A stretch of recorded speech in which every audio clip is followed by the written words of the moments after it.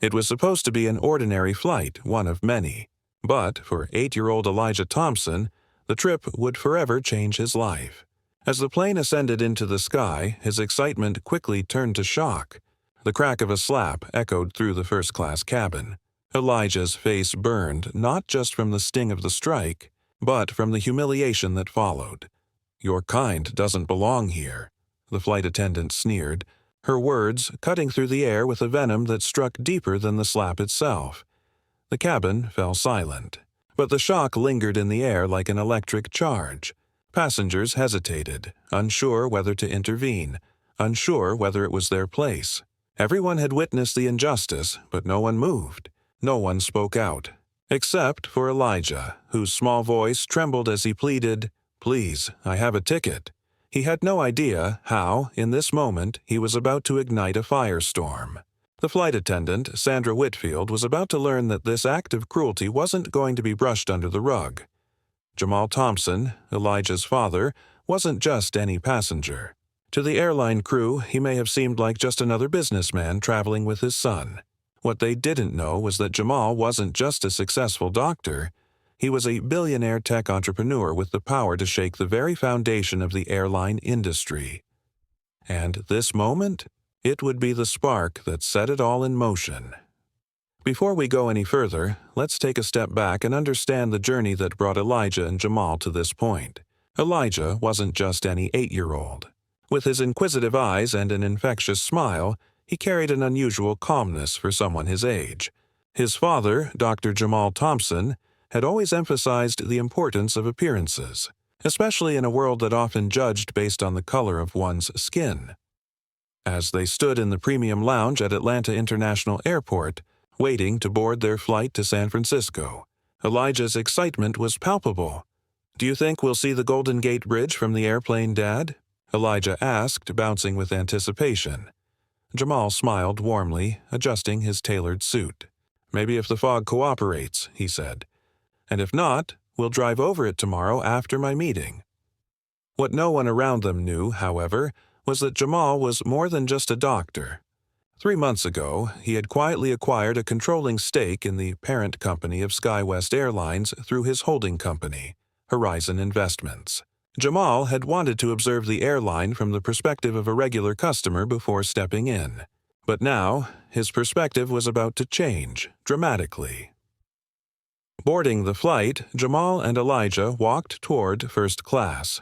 It wasn't the first time they'd felt the subtle shift in atmosphere, the whispered glances, the stiffened smiles.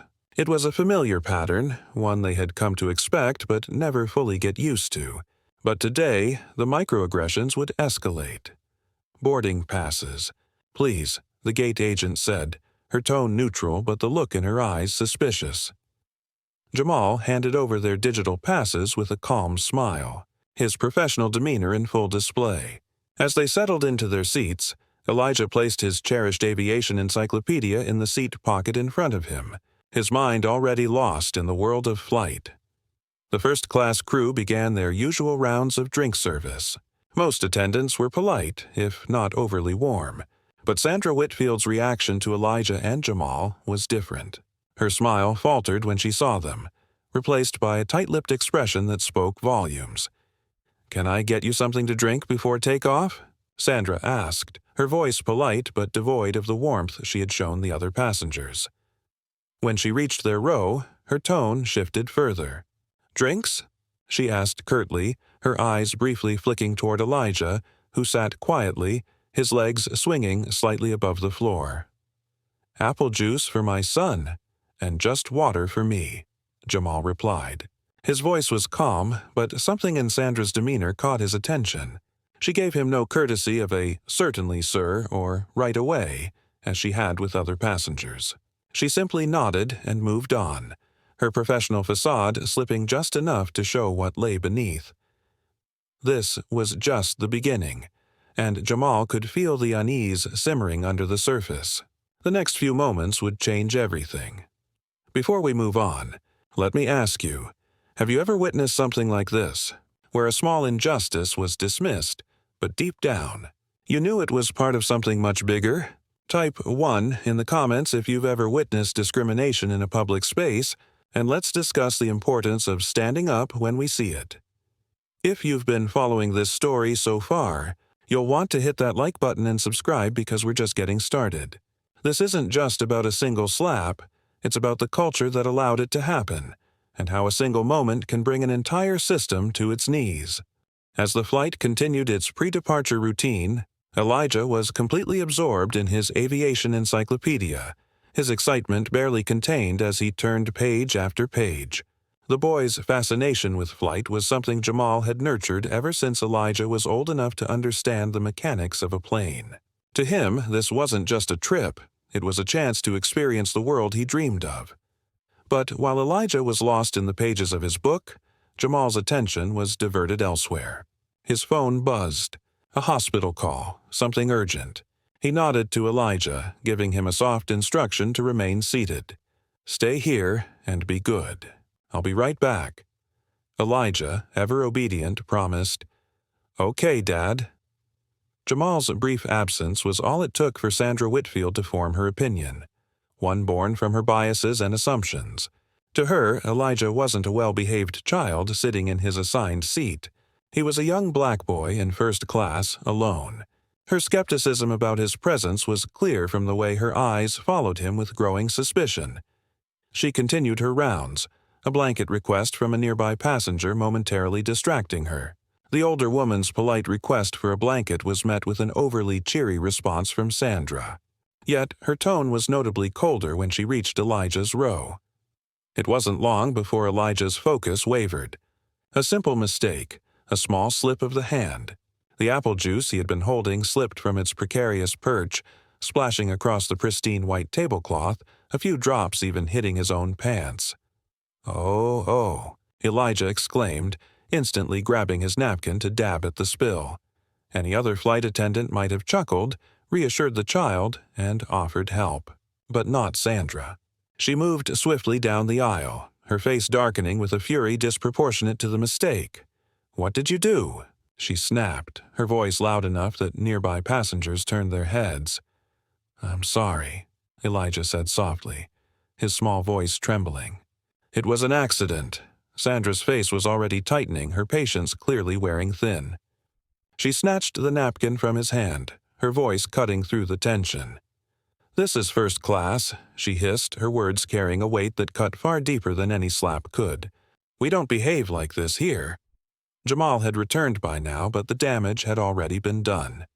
He hadn't seen the look in his son's eyes, hadn't heard the way Sandra's voice had cracked with venom, but the moment he laid eyes on the scene unfolding before him, a sense of dread filled him, the motherly instincts of a father, the quiet strength he carried, and a lifetime of experience told him something was wrong.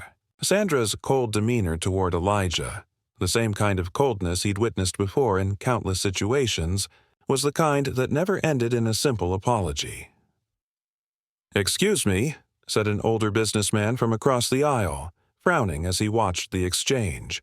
"The boy's been perfectly well behaved." Sandra's eyes briefly flickered toward the businessman, but her focus remained on Elijah, her gaze unwavering, accusing. She seemed determined to push her narrative of a disruption. "I need to see your boarding pass," she demanded suddenly, as though the boy had somehow breached protocol simply by existing. Elijah blinked, confused. "My dad has it on his phone," he replied, pointing to the phone where Jamal had stored the digital boarding passes. Sandra's response was sharp. "Where exactly is your father?" "He's taking a call," Elijah said, his voice firm as he repeated what his father had told him. "He'll be right back," but Sandra wasn't hearing it. She crossed her arms, her body language no longer pretending to be neutral. "I think you're in the wrong seat," she declared, her voice dripping with accusation. First-class passengers don't typically leave their children unattended. Elijah, terrified but trying to remain composed, shook his head. "No, ma'am. My seat is here. My dad told me to stay here." The tension between them was rising. The businessman's frown deepened, and an older black woman, Dr. Gabrielle Johnson, could sense the brewing storm. She knew this was more than just an isolated incident. She had experienced these subtle yet painful microaggressions herself. But Elijah stood his ground, his small shoulders tense with fear. And then it happened. Sandra, her patience fully spent, reached forward, attempting to physically remove Elijah from his seat. The boy, instinctively recoiling, pulled back. But Sandra's anger had reached its peak, and with an almost casual motion, she raised her hand and struck Elijah's cheek. The slap was so sharp it rang out, silencing the cabin and leaving a stunned hush in its wake.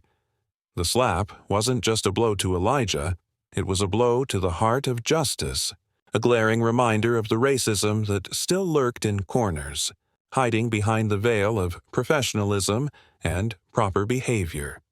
And in that moment, while the cabin froze, while Sandra stood there, defiant in her belief that she had done nothing wrong, everything changed.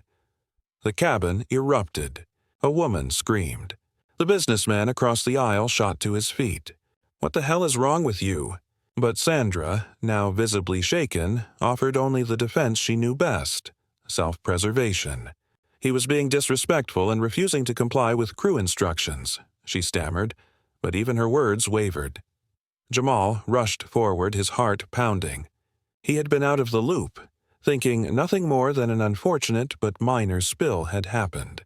But seeing his son, standing with tears welling up in his eyes, the red mark already forming on his cheek, something snapped within him. What happened? Jamal's voice cut through the chaos with an intensity that commanded attention. His gaze immediately locked on Sandra. "Who touched my son?" he demanded, his voice low but laced with fury.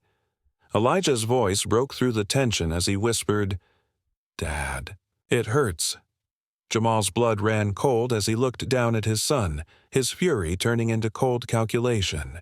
This wasn't just an isolated act, it was a symptom of a larger, far more insidious problem. Sandra had just crossed a line, and Jamal wasn't going to let it slide. As Jamal knelt beside his son, checking for any other signs of injury, he felt the weight of what had just occurred. This moment, this slap, wasn't just about his son. It was about a system that had long ignored the cries of marginalized people. Jamal knew the next step was inevitable. Elijah's words from earlier echoed in his mind. "Dad, are we still going to see Grandma and Grandpa today?" Jamal kissed his son on the forehead and whispered, "Yes, buddy. But first, we're going to fix something much bigger than just this." With Sandra's actions now being recorded by several passengers, Jamal knew this wouldn't end with a simple apology. This was the moment where everything changed. The fight for justice had just begun, and he was going to make sure that no child, no person, ever had to endure what Elijah had just faced again. Do you think this was an isolated incident? Or do you see this as a pattern that's more common than we'd like to admit? Leave your thoughts in the comments below. And don't forget to hit that like button and subscribe. We're diving deeper into this shocking story. As Jamal sat beside his son, his thoughts were already racing. The slap, the humiliation, the disgust. It was all too much. But more than the emotional toll, this was a moment of reckoning. What had just happened on Flight 1507 wasn't a random act of cruelty. It was a symptom of a larger systemic problem that had been allowed to fester for years.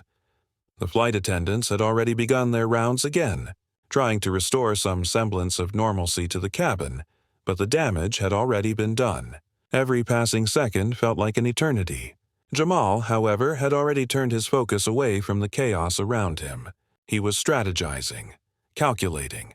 This moment, as painful as it was, had presented him with an unparalleled opportunity. He wasn't just a victim of an airline's poor behavior. He was now in a position to challenge and transform that very system. "Dad, does it still hurt?" Elijah asked softly, his voice fragile but his determination undeniable. "No, buddy," Jamal reassured him, his voice steady, even though his heart was heavy. "We'll make sure it never happens again. No one else will ever feel what you felt today." As the plane continued its descent toward San Francisco, the wheels of justice were already set in motion. Jamal took out his phone and quickly began typing a message to his executive assistant, Darius Wright. The message was simple, direct, and clear. Target, Sky West, full dossier on Sandra Whitfield and the situation aboard Flight 1507. Contact legal, all of them. The response came instantly. On it. War room will be ready upon landing. Jamal's mind was a storm of activity as the aircraft neared its gate. His team was already assembling, preparing for a battle that would extend far beyond the confines of the airplane. This wasn't just about one flight attendant or one single incident. It was about overhauling an entire industry, one that had been quietly complicit in perpetuating inequality. This was bigger than him, bigger than his son. This was about change. When the plane finally touched down at San Francisco International Airport, Jamal and Elijah disembarked, but the story was far from over. As they made their way through the terminal, they were greeted by a scene none of them had expected. 3 representatives from Sky West Airlines were waiting, their crisp suits and forced smiles a stark contrast to the chaos that had just unfolded. A woman in her 50s stepped forward, offering a handshake and an apology. "I'm Patricia Davis, Vice President of Customer Experience. On behalf of Sky West Airlines, I want to express our deepest apologies for the incident on your flight today." Jamal stood tall, unwavering. His gaze never faltered as he met Patricia's eyes. "Apologies don't fix what happened today," Jamal said, his voice calm but resolute. "My son was assaulted. This isn't about compensation. This is about accountability." The representatives shifted uncomfortably, clearly out of their depth, but Jamal's calm demeanor only served to intensify the pressure they felt. Patricia floundered for a moment, attempting to offer flight vouchers and other compensation options, but Jamal wasn't interested. "My son doesn't need your vouchers," he said, his voice now edged with a quiet intensity. "He needs to know that this won't happen again, and that this airline will take responsibility for its actions, not just on paper, but in practice." Jamal's words hung in the air as the Sky West representatives exchanged nervous glances. They weren't prepared for this. They weren't prepared for the man standing in front of them to have the power to change everything. The meeting, as expected, went nowhere. Jamal wasn't interested in placating words or corporate niceties. He had a larger goal in mind: systemic change. His legal team had already begun compiling evidence, and the wheels of transformation were already in motion. "What would satisfy me right now isn't something you're empowered to offer," Jamal continued, his tone unyielding. "But I'll be speaking with someone who is." At that moment, he signaled to Darius, who was standing just behind him. "The car is ready," Darius said, his voice calm but with a knowing look. Jamal was no longer in customer service mode. He was operating as the major shareholder, the man who could topple the entire corporate structure of Sky West with the stroke of a pen. Jamal's eyes locked on Patricia's as he spoke the final words before leaving. "I'll be meeting with Marcus Fletcher today." Patricia looked as though she had seen a ghost. The man she thought was just another upset passenger was now the very man who held the keys to Sky West's future. While Jamal and Elijah made their way to the car, a message buzzed in his inbox. It was from his financial advisor, Andre Williams. Sky West stock just dropped 11% after hours. "Analysts are predicting further declines tomorrow." Jamal allowed himself a brief smile. He had known the pressure on Sky West would mount, but he hadn't anticipated how quickly it would happen. As the SUV glided through the streets of San Francisco, Jamal's mind shifted from the personal to the strategic. He wasn't just fighting for his son. He was fighting for a future where every black person, every person of color, could board a plane without fear of discrimination. Dikuk, still shaken from the events, finally spoke up again. "Dad, is this going to fix everything?" Jamal's heart softened as he glanced at his son. He had asked that same question once, years ago, when his own journey toward justice had begun. "It's the beginning, buddy. The beginning of something bigger." When Jamal arrived at the hotel, he didn't waste any time. Within hours of their arrival, a team was assembled. Legal experts, financial analysts, PR strategists, everyone who had a role to play in the coming battle. Maya Jackson, Jamal's PR strategist, turned to him as she presented the initial findings. The video of the incident has reached over 10 million views. Public sentiment is overwhelmingly in your favor. Sandra Whitfield's reputation is being eviscerated online. Jamal nodded, but his focus never wavered. This isn't just about the video. It's about what we do next. It's about the system we're about to break open. As the team dove into their strategy, Jamal's phone buzzed once more. Marcus Fletcher has agreed to meet with you. How far do you think corporations are willing to go to protect their image? Do you believe it's enough for them to offer apologies and small compensations, or should they be held accountable for their systemic failings? Leave a comment below to share your thoughts. And if you haven't already, like the video and subscribe. We've only just begun unraveling SkyWest's corporate culture. Jamal wasn't going to let this moment slip away.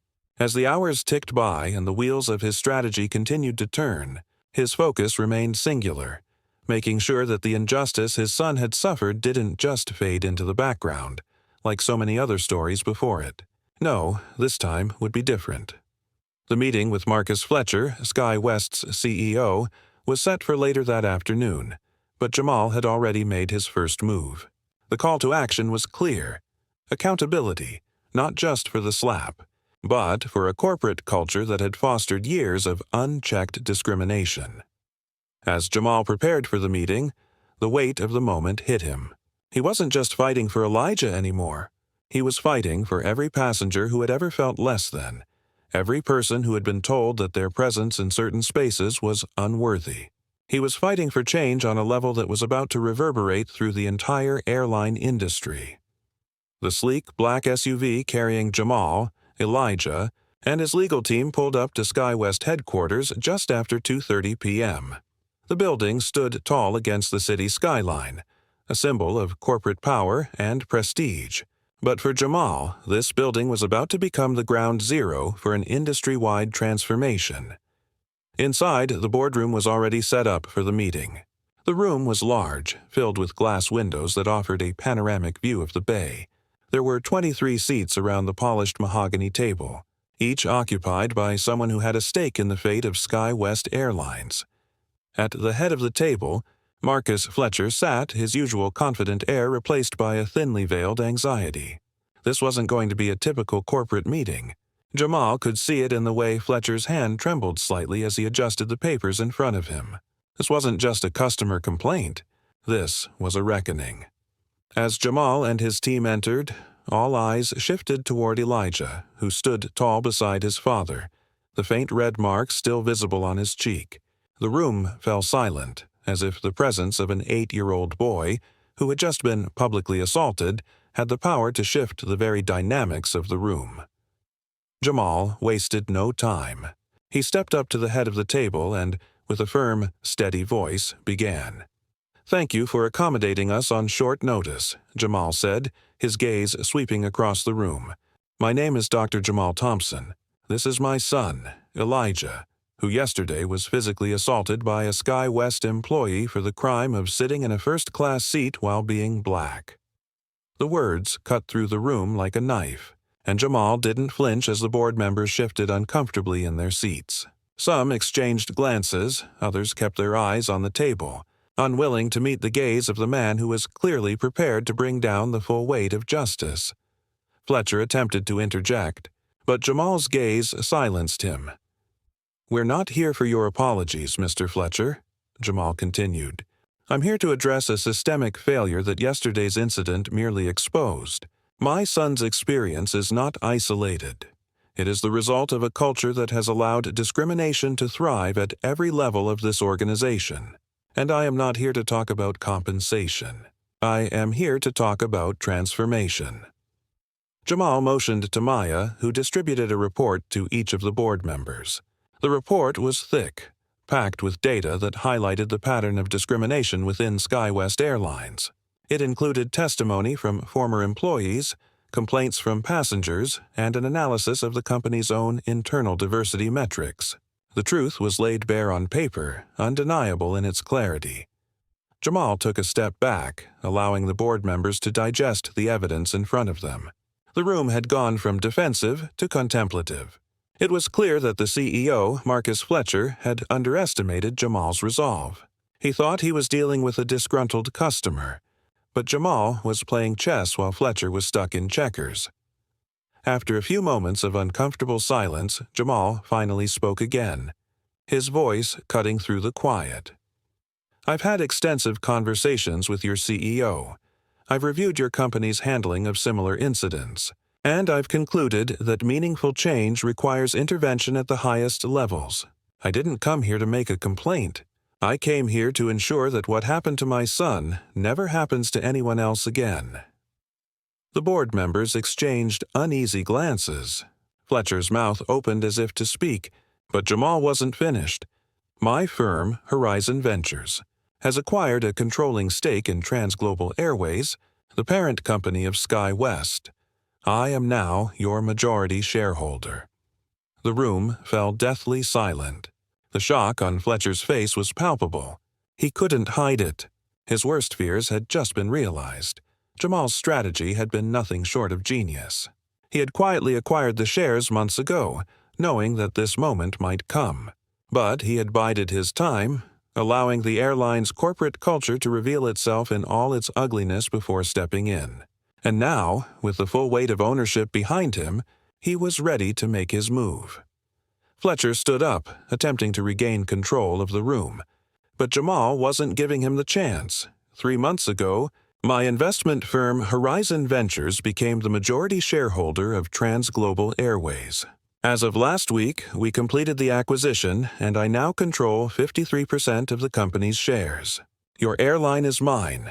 Jamal paused, letting the full implications of his words sink in. Fletcher's face had drained of color, his body stiff with disbelief. The board members shifted in their seats, realizing that they were no longer in control of this meeting, or the future of SkyWest Airlines. "Why didn't you identify yourself sooner?" Fletcher asked, his voice tinged with desperation. "I wanted to see your airline as a customer," Jamal replied coldly. "And today I did. What I saw was a company whose leadership is either complicit in or ignorant of the culture of discrimination that runs rampant within its walls." Jamal turned to the entire board. "Change is coming. Today, we begin a complete restructuring of SkyWest's leadership. This will not be business as usual. It's time for you to take a long, hard look at what you've allowed to happen under your watch. Your diversity metrics are a joke, and your company has a history of mishandling discrimination complaints. The time for apologies is over. The time for action is now. Do you think it's possible to bring about real, lasting change from within a company like SkyWest? Or is systemic transformation only achievable through external forces? Let us know your thoughts in the comments. And if you're ready to see how this story unfolds, make sure to hit that like button and subscribe. You won't want to miss the next chapter. Jamal's words had rippled through the room, the weight of his revelation settling over the board members like a heavy fog. Marcus Fletcher's face had gone pale, but it wasn't just his physical reaction that told the story. Jamal could see the cracks forming in the corporate veneer. Fletcher, for all his years of experience and corporate poise, was now realizing that he was no longer in control of his own company. The room was silent, save for the rustling of papers and the occasional cough as the board members tried to process what they had just heard. Jamal's declaration had shattered the illusion that SkyWest was simply dealing with a disgruntled customer. No, this was a battle for the soul of the airline. But Jamal wasn't just going to dismantle the company's leadership structure. He was going to rebuild it, from the ground up. "We're not just going to talk about what's wrong with SkyWest," Jamal continued, his voice calm yet firm. "We're going to fix it, immediately." He turned to Darius, who was standing beside him, and nodded.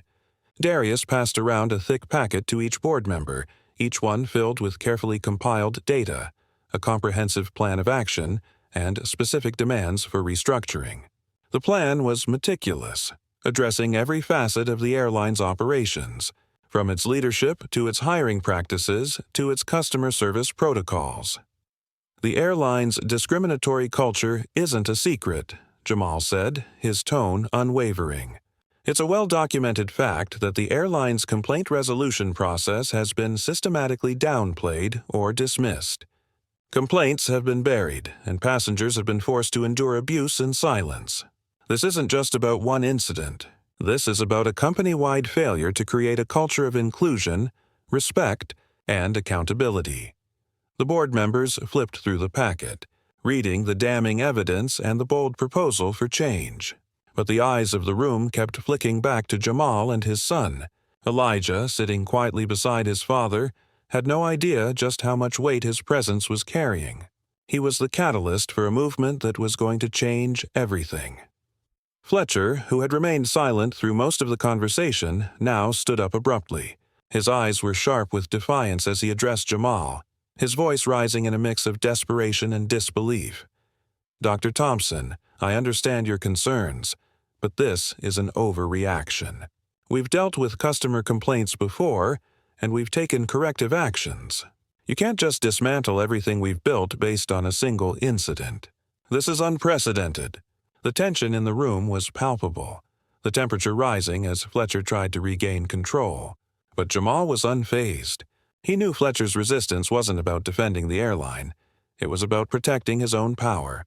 "I didn't acquire a majority stake in your company to watch it maintain the status quo," Jamal replied, his voice cool but resolute. "I did it to ensure that no child, no passenger would ever again suffer the way Elijah did. You don't get to dictate the terms of this transformation anymore, Mr. Fletcher. I'm in control now." The room went quiet again as Jamal's words sank in. Fletcher had lost all semblance of authority. He could no longer hide behind corporate language or vague promises of improvement. Jamal wasn't asking for change, he was demanding it. As the board members continued to digest the situation, Maya spoke up from across the table. "The public is already on Jamal's side. We've been monitoring the social media response, and it's overwhelmingly supportive. The video of the incident has gone viral, reaching millions of viewers. The passengers who witnessed the assault have shared their testimonies, and the online sentiment is clear. This isn't just about one flight attendant's behavior. This is about systemic injustice." Maya slid a screen in front of the board members displaying real-time social media analytics. The results were staggering. Hashtags like "I choose justice for Elijah" and "SkyWest fail" were trending worldwide. Passengers were posting about their own experiences of discrimination with the airline, and public outrage was growing by the hour.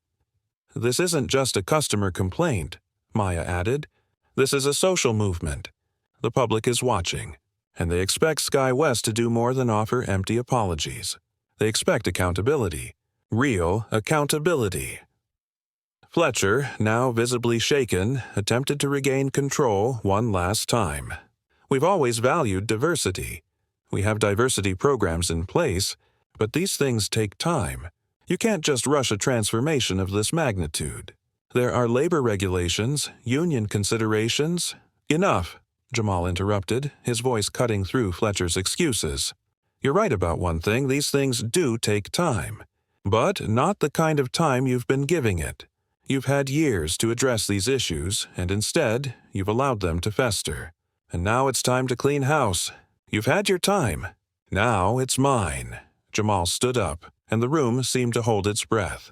He looked each board member in the eye, letting the silence speak for itself. "It's time for a complete overhaul," Jamal continued, his voice calm yet commanding. "This isn't just about firing one employee. This is about a complete restructuring of your leadership, your culture, and your policies. And it starts with you, Marcus. You're done." Fletcher's face drained of color as he realized the full scope of Jamal's intent. He was no longer in control of his company. The weight of Jamal's words crashed down on him like a wave, and in that moment, he knew his time at SkyWest was coming to an end. Jamal turned to the other board members. "The transformation I'm proposing isn't just for my son. It's for every child, every passenger, and every employee who has suffered under your culture. SkyWest can either rise to the occasion and make the necessary changes, or it will crumble under the weight of its own failure. The choice is yours." Jamal's team had already prepared the groundwork for what was about to happen. They had the data, the evidence, and the resolve to see this through. But Jamal knew that true change would take more than just a corporate reshuffling. It would require the hearts and minds of those sitting around this table to see the truth, to understand the gravity of the moment. And as Fletcher stood there, unable to defend his position, it became clear the future of Sky West was no longer in the hands of the CEO, but in the hands of a father fighting for justice. What do you think of Jamal's approach to corporate transformation? Is it possible to reform a company from the inside, or do these kinds of changes need to come from external forces? Let us know in the comments. And don't forget to like and subscribe for more updates as this story unfolds. Jamal's words hung in the air, thick with the weight of their implications. The transformation he was demanding wasn't a small shift. It was a seismic change, one that would uproot the very foundations of Sky West Airlines. As the silence in the room stretched on, Jamal stood tall, unyielding in his stance. Marcus Fletcher, the CEO of Sky West, looked like a man on the brink of collapse. His usual confidence had evaporated, replaced by an unnerving vulnerability.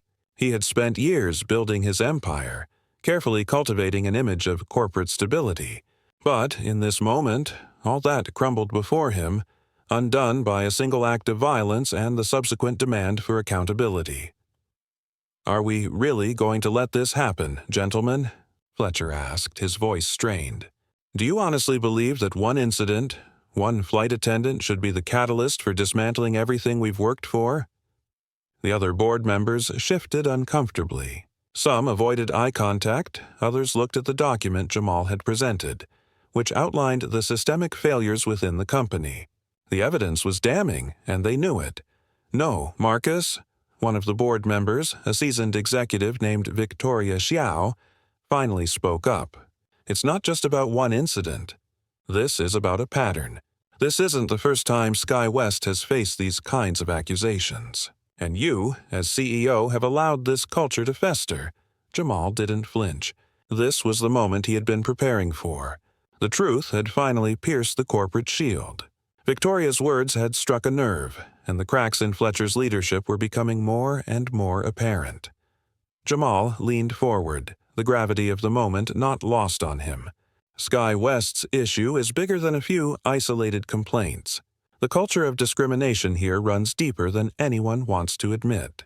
It's embedded in the way your leadership operates, the way your staff is trained, and the way your policies are enforced. I'm not here to simply chastise you for your failure today. I'm here to make sure that this company learns from its mistakes and rebuilds in a way that is just, inclusive, and accountable. Jamal's voice was calm, but there was a quiet authority behind it that left no room for disagreement. He had seen firsthand what discrimination could do to a person's spirit, and now he was determined to make sure that no one else would experience the same pain Elijah had endured. "You need to overhaul your hiring practices, leadership structure, and customer service protocols," Jamal continued. "You need to invest in diversity training at every level of the company, from the flight attendants to the executive suite. And most importantly, you need to hold every single employee accountable for their actions, starting with the top." The words were bold, but they carried an undeniable truth. Sky West's culture had failed its passengers, its employees, and its own leadership. And now Jamal was offering them a chance at redemption, if they were willing to take it. Fletcher, despite his apparent disarray, wasn't ready to give up control just yet. You can't just force these kinds of changes on a company overnight. There are processes, regulations, and unions to consider. You can't just— Jamal cut him off, his voice firm and unwavering. "I don't need to hear about your processes, Marcus.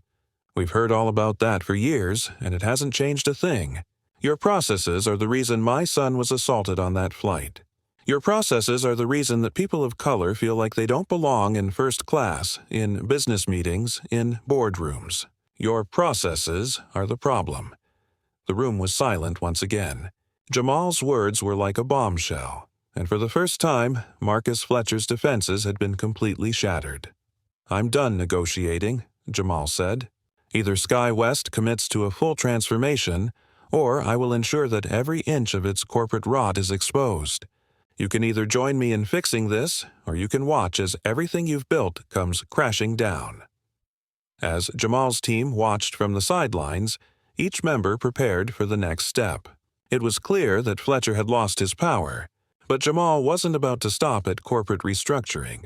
He knew that true change would require exposing the full extent of Sky West's failures to the public.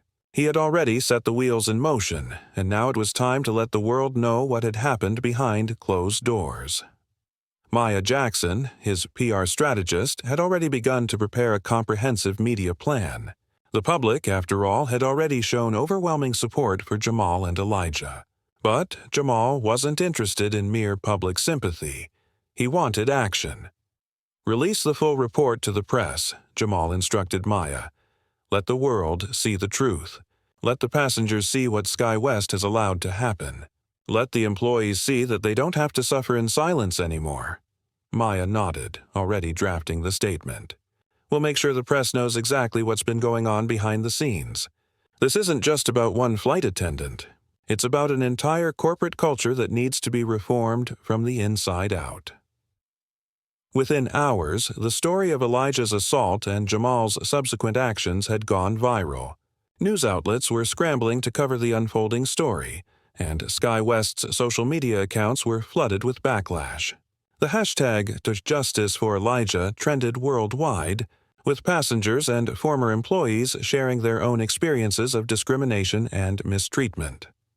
By the time the story hit major news networks, Sky West's stock had already begun to plummet. Investors were reacting and the pressure was mounting. The company's leadership was now under intense scrutiny, and their every move would be analyzed by the public. As Jamal sat in his hotel room, reviewing the media coverage, he allowed himself a brief moment of reflection. This was just the beginning. He had known from the start that this fight wasn't going to be easy, but he had never wavered in his commitment to change. Looking over at Elijah, who was resting in the next room, Jamal couldn't help but feel a surge of pride. His son had been the catalyst for something far bigger than either of them could have imagined. And while the road ahead was still uncertain, Jamal knew one thing for sure. No matter what happened next, they had already won. Do you think corporate leaders should be held personally accountable for the actions of their employees? Or is it the company as a whole that should bear the responsibility? Let us know your thoughts in the comments. And if you haven't already, hit that like button and subscribe. There's much more to come. The next 24 hours were a blur of meetings, calls, and strategy sessions. Jamal had always been a man of action, but the scale of what he was undertaking now was immense. Every move was calculated, every decision made with purpose. He wasn't just dismantling Sky West's leadership. He was building something new from the ground up, something the airline couldn't ignore. As Jamal and his team gathered in their makeshift command center at the Four Seasons in San Francisco, the urgency in the room was palpable. Monitors displayed real-time data, the public outcry, stock market movements, and social media analytics. The narrative had shifted. Sky West wasn't just a company with a public relations crisis anymore. It was an airline at the crossroads of a revolution. Jamal stood at the head of the room, his posture commanding the attention of everyone present. Darius, his chief legal counsel, was flipping through documents at his desk, his brow furrowed with concentration.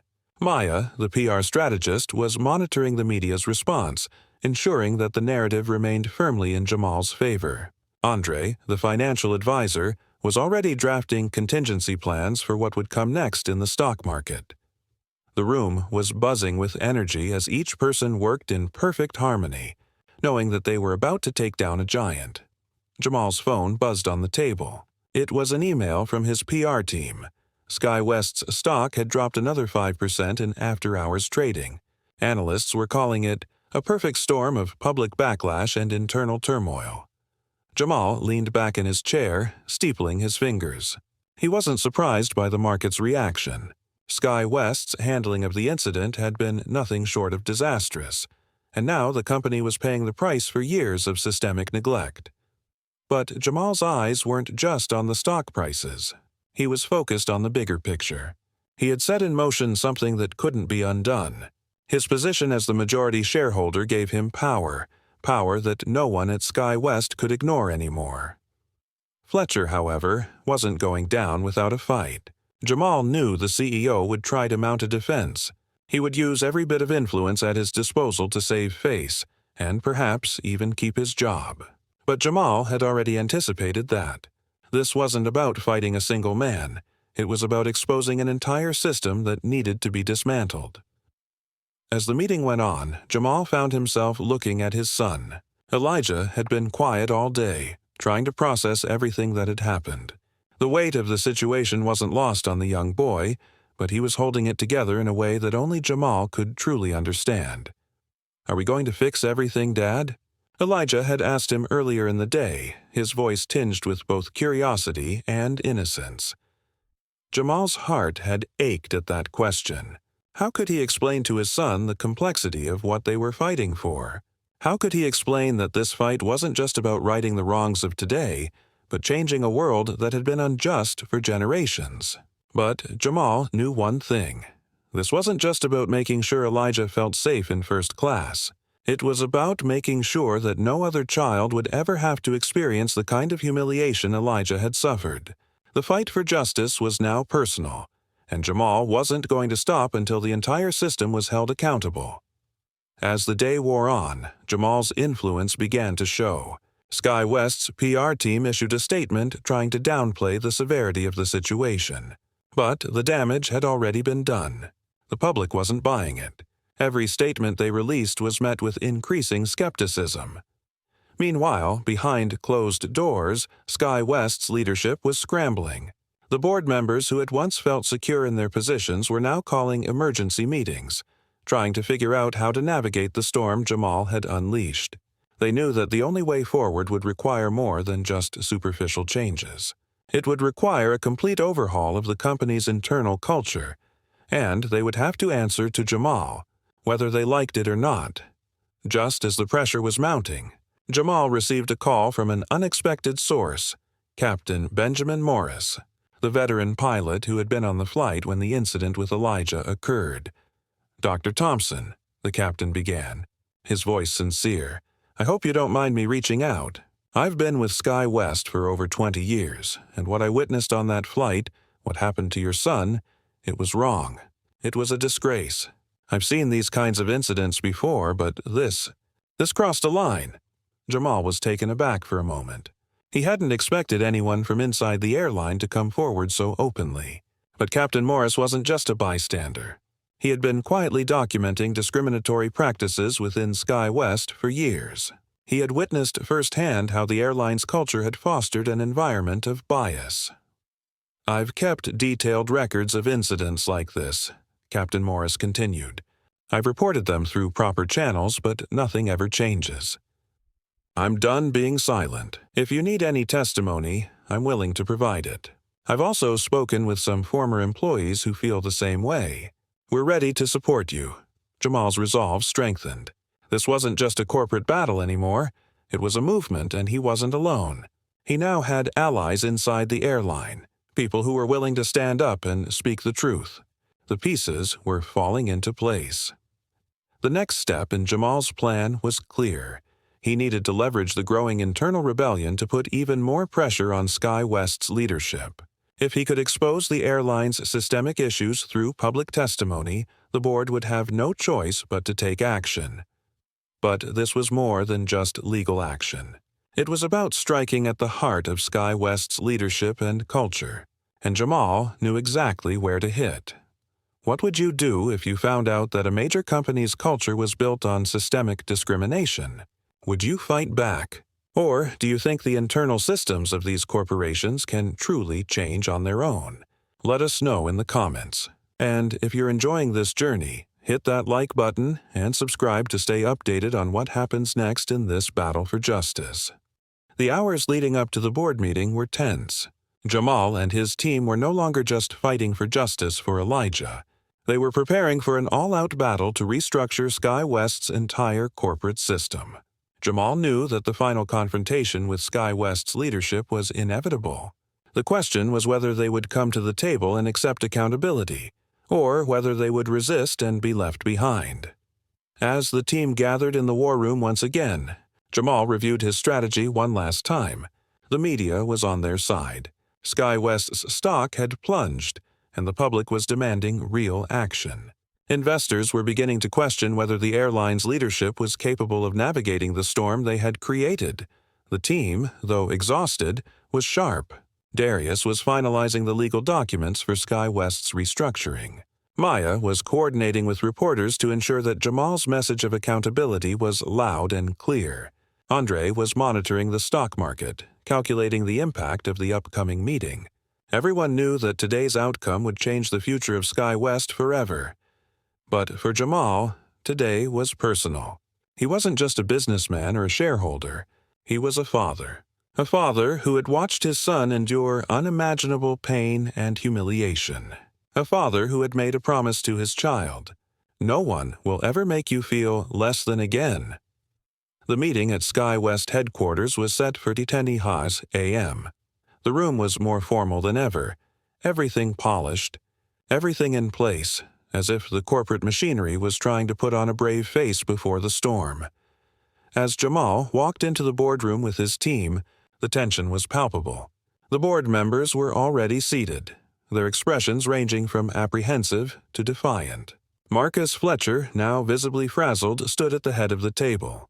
But the moment he saw Jamal, there was a subtle shift in his demeanor. He knew what was coming. Jamal didn't waste any time. He didn't need to. "You've all read the report. You've all seen the public outcry," Jamal said, his voice calm yet carrying the weight of everything that had happened. "You know that this isn't just about one flight attendant. This isn't about a single incident. This is about a culture that has been allowed to fester for years, unchecked.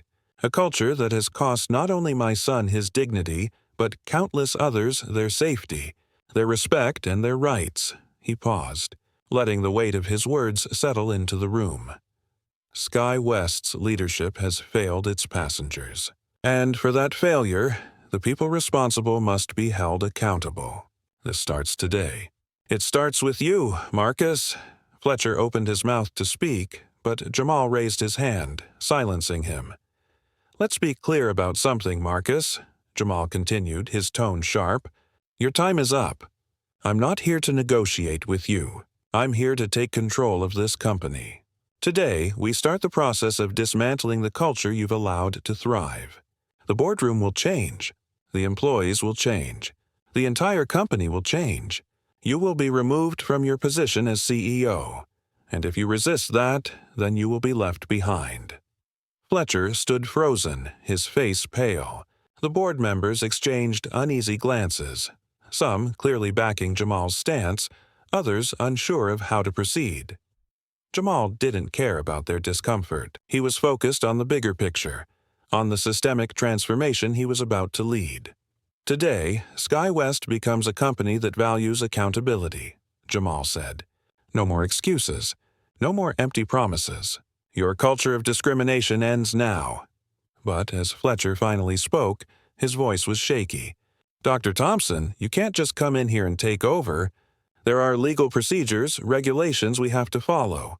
Jamal's gaze hardened. "You've been following the rules for years, Marcus. And look where it's gotten you. A failing company, a collapsing brand, a public relations nightmare. The rules you've been following are the same ones that have allowed racism to thrive in this airline. The time for those procedures is over. You're out." The finality of Jamal's words hit the board like a sledgehammer. Marcus Fletcher, who had once stood at the helm of this powerful company, was now reduced to a shadow of his former self. The truth was too glaring to ignore. Fletcher had failed as a leader, and now his actions, or lack thereof, were catching up with him. With a resigned look, Fletcher slumped into his chair, his fight gone. I understand," he muttered, his voice barely above a whisper. "But you need to know this is going to be harder than you think. The shareholders, the union, they're not going to let you just walk in and change everything." Jamal didn't hesitate. "Watch me." Jamal's legal team had already prepared the formal documentation for the airline's restructuring. Darius handed over the papers to each board member, a detailed blueprint for the changes that SkyWest needed to implement immediately. "We're starting from the top," Jamal said. I'm removing Marcus Fletcher from his position. And from here on out, Sky West will be held accountable for every action taken by every employee. If there is one thing I've learned in my years as an investor and a leader, it's that a company's culture begins with its leadership. The people at the top must lead by example. And from today, that starts with me." He looked around the room. Some of the board members looked relieved, others were tense, but all of them knew one thing. They were now in Jamal's hands. We're going to implement new diversity and inclusion training. We're going to create a more inclusive hiring process, and we're going to ensure that every passenger and every employee has a safe, respectful experience with this airline, Jamal continued. And most importantly, we will establish a new system of accountability, one that ensures that this never happens again. We will ensure transparency at every level of this company. The rest of the meeting was a blur of procedural votes and formalities, but Jamal knew that the hard part was over. He had taken control of the company.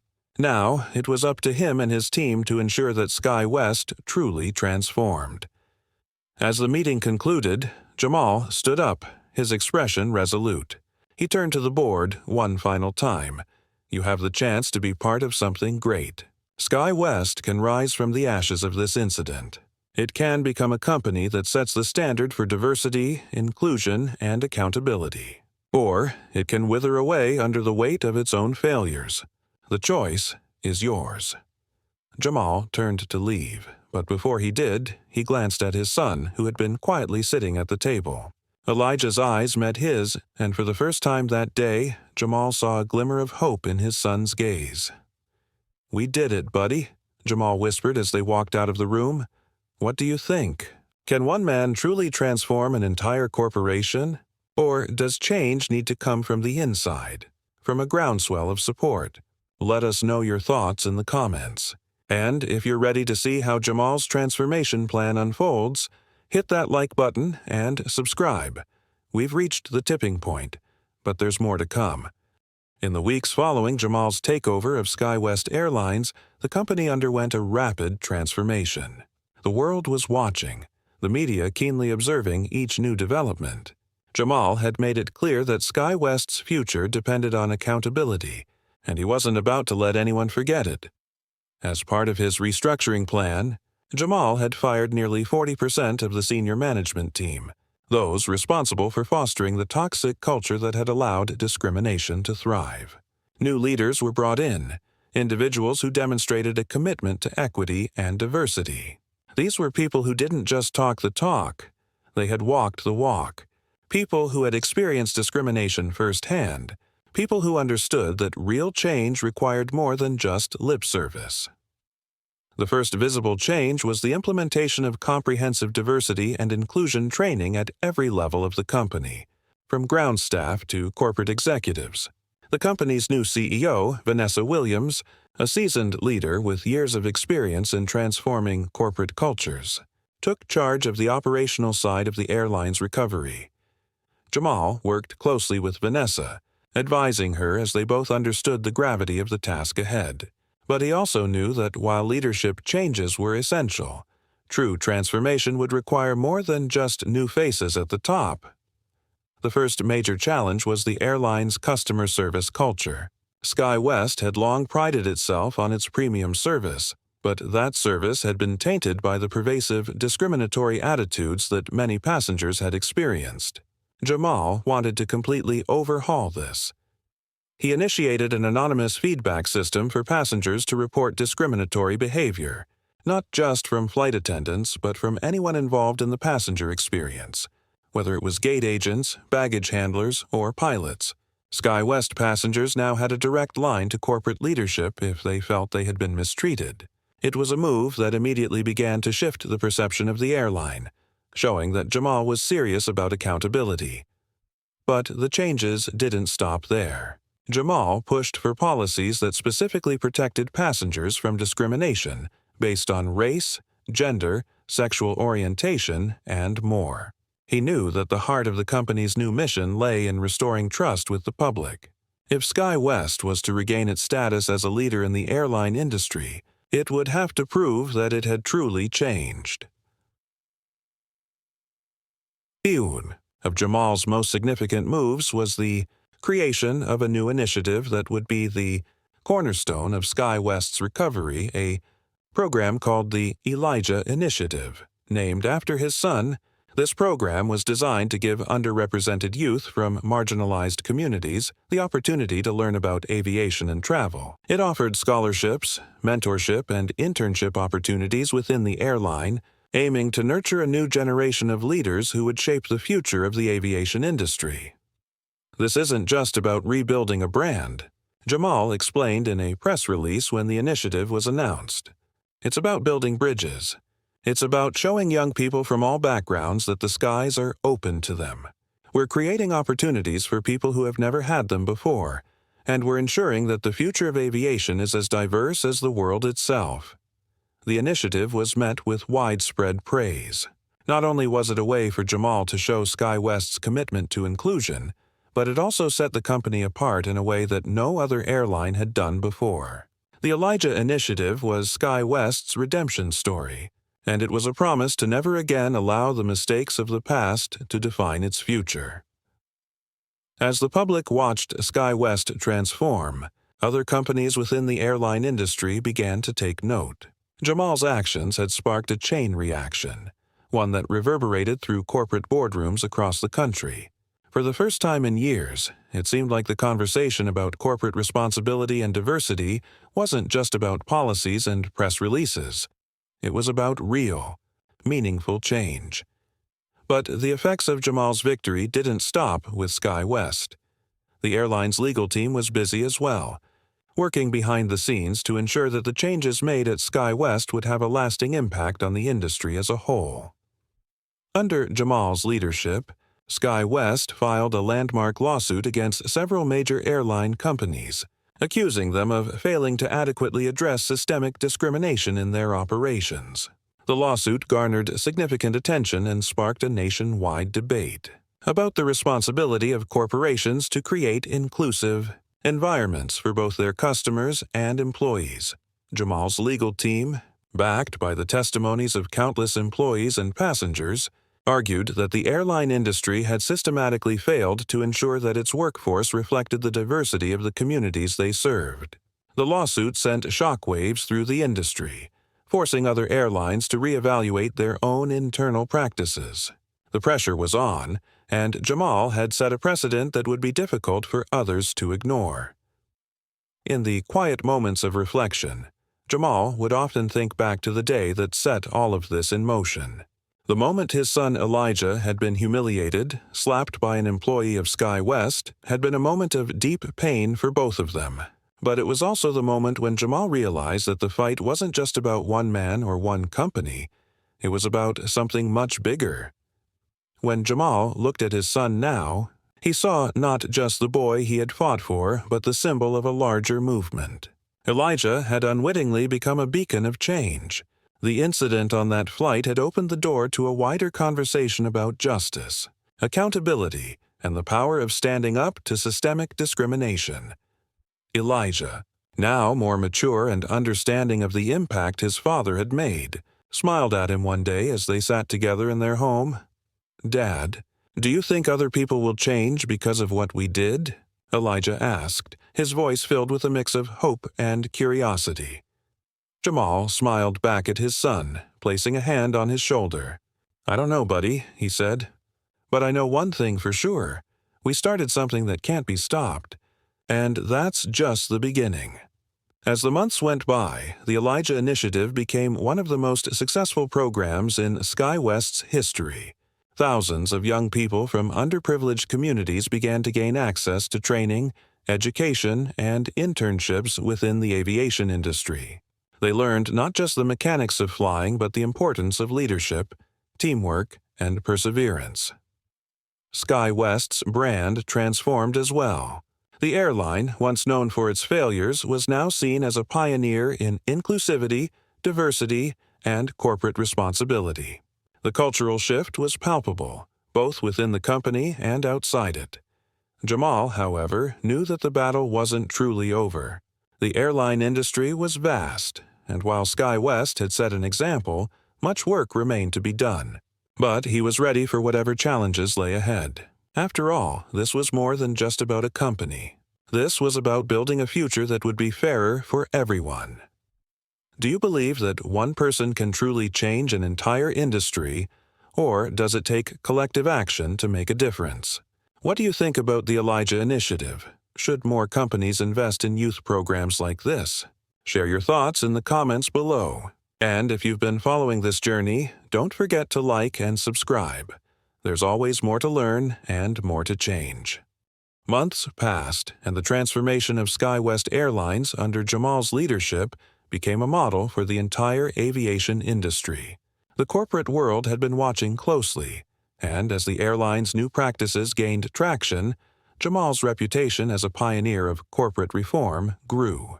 He had not only reclaimed his son's dignity, but had also redefined what it meant for a corporation to be responsible for its actions.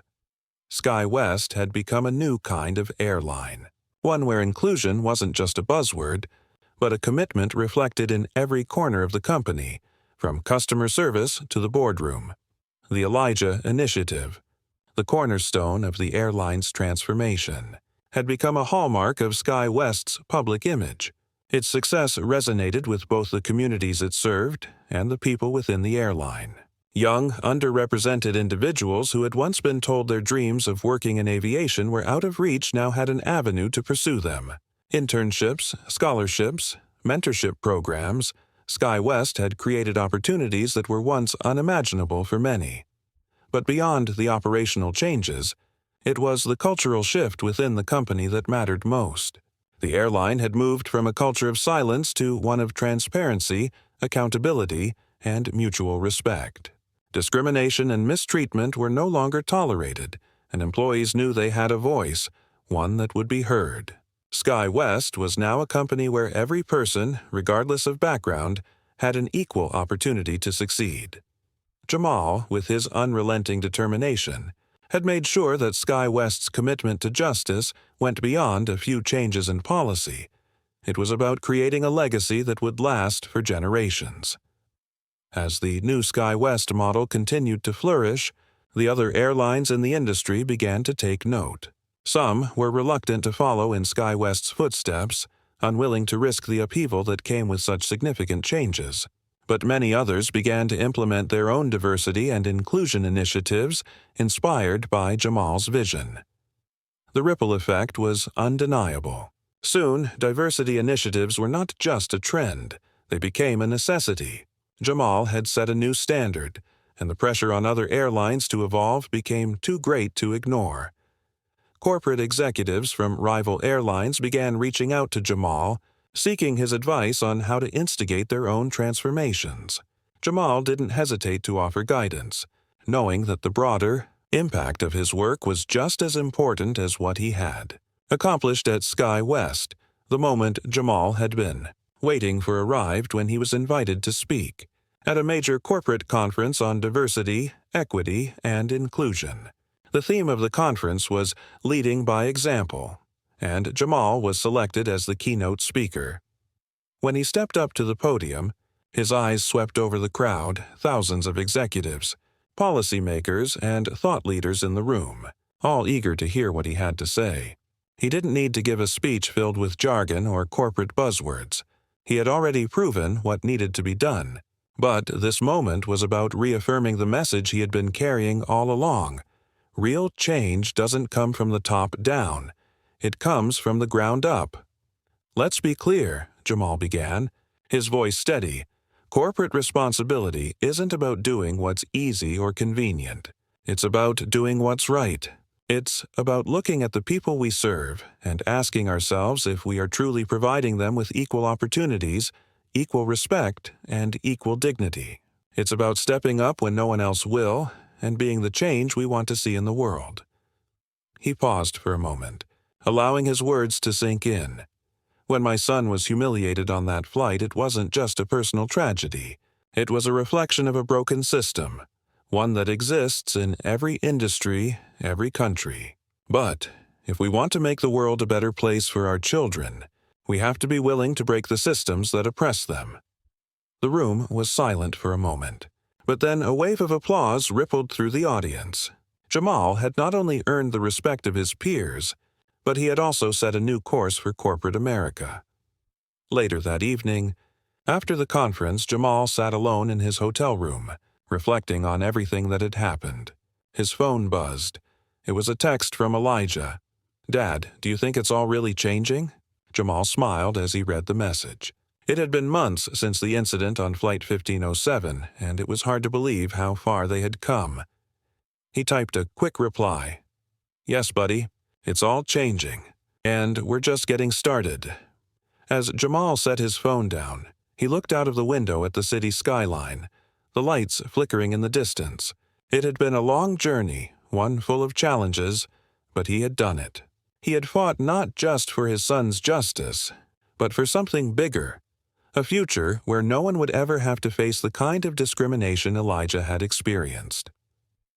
In that moment, Jamal realized that this wasn't just a victory for his family. It was a victory for every person who had ever been told they didn't belong. It was a victory for justice, and it was just the beginning. As the years went by, Sky West continued to thrive under the leadership of Jamal and Vanessa Williams. The Elijah Initiative expanded, offering educational programs and scholarships to thousands of young people from disadvantaged backgrounds. Sky West had transformed from a company with a tarnished reputation to one that set the standard for diversity, equity, and inclusion in the airline industry. Jamal's legacy wasn't just about what he had done for Sky West.